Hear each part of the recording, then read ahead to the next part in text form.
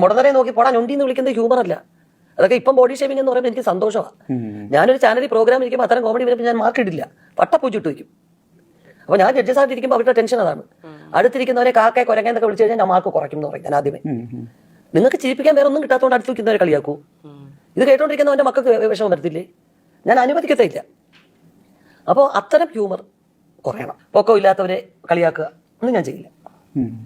നമ്മളിങ്ങനെ ജനിച്ചു പോയത് നമ്മുടെ എന്തെങ്കിലും മൂല്യം കൊണ്ടാണോ? ഞാൻ നേരത്തെ ഇങ്ങനെ ഫോം എഴുതി ഒപ്പിട്ട് അവിടെ കൊടുത്തിട്ട് വന്നിട്ടാണ് അങ്ങനെ ഇരിക്കുന്നത്. എനിക്കിഷ്ടമല്ല, ഞാൻ ഇമോഷണൽ ആവുകയും ചെയ്യും.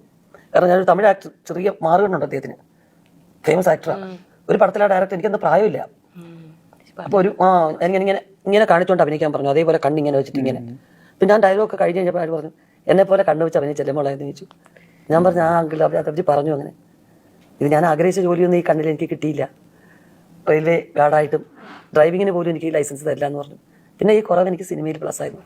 ഞാനത് മുഴുവൻ കരുതും. അതിന് ശേഷം ഞാൻ കുറച്ച് റിയലൈസ് ചെയ്തു അവർക്ക് വിഷമം വരുന്നുണ്ട്. അപ്പോൾ അതൊന്നും അല്ല ഹ്യൂമർ. ഒന്ന് നമ്മളെ ചിന്തിപ്പിക്കുന്നതായിരിക്കണം. ഒരു തമാശക്കൂടെ ഒരു കാര്യം പറയുമ്പോൾ ചിന്തിപ്പിക്കുന്നതായിരിക്കണം. ഒരു കൈപ്പുള്ള ഒരു മരുന്ന് മധുരത്തിൽ പൊതിഞ്ഞു കൊടുക്കുന്ന പോലെ ആയിരിക്കണം.